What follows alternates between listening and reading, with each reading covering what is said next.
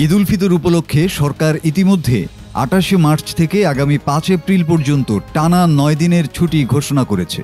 এ সময় স্বজনদের সঙ্গে ঈদের আনন্দ ভাগাভাগি করতে রাজধানী ছেড়ে যাবেন বিপুল সংখ্যক মানুষ।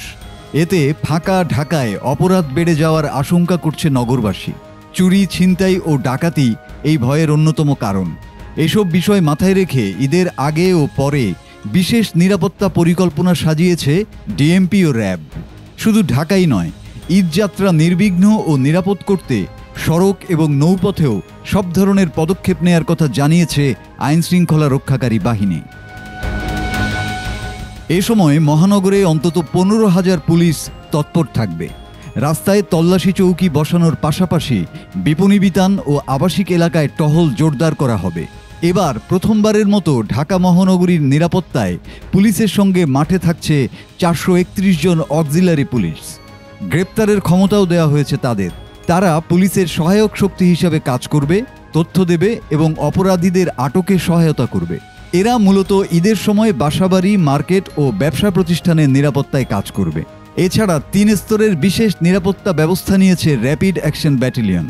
প্রথম স্তরে সার্বক্ষণিক টহল কার্যক্রম পরিচালনা করবে ২৪টি টহল টিম। দ্বিতীয় স্তরে ছিনতাইকারী ও মলমপাটি থেকে রক্ষা করতে থাকছে সাদা পোশাকে বিশেষ টিম। তৃতীয় স্তরে মোবাইল স্ট্রাইকিং কোর্ট রয়েছে, যাতে তাৎক্ষণিকভাবে ব্যবস্থা নেওয়া যায়।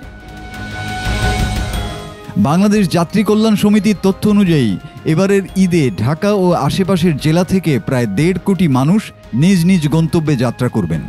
এছাড়াও এক জেলা থেকে অন্য জেলায় আরও ৩ থেকে ৩.৫ কোটি মানুষের যাতায়াত হতে পারে, যার ৭৫% সড়ক পথে, ১৭% নৌপথে এবং ৮% রেলপথে। মহাসড়কের বিশেষ স্থানগুলোতে সশরীরে আইনশৃঙ্খলা বাহিনীর টহলের পাশাপাশি সার্বক্ষণিক নজরদারির জন্য স্থাপন করা হয়েছে সিসি ক্যামেরা। এছাড়া হাজারের বেশি চেকপোস্ট এবং হাইওয়ে পুলিশের টহল টিম সার্বক্ষণিক মহাসড়কের নিরাপত্তা নিশ্চিতে কাজ করবে। গাড়ি ভাড়া নিয়ে কোনো অভিযোগ পেলে ম্যাজিস্ট্রেট থাকবেন সঙ্গে, মোবাইল কোর্টের মাধ্যমে ব্যবস্থা নেওয়া হবে।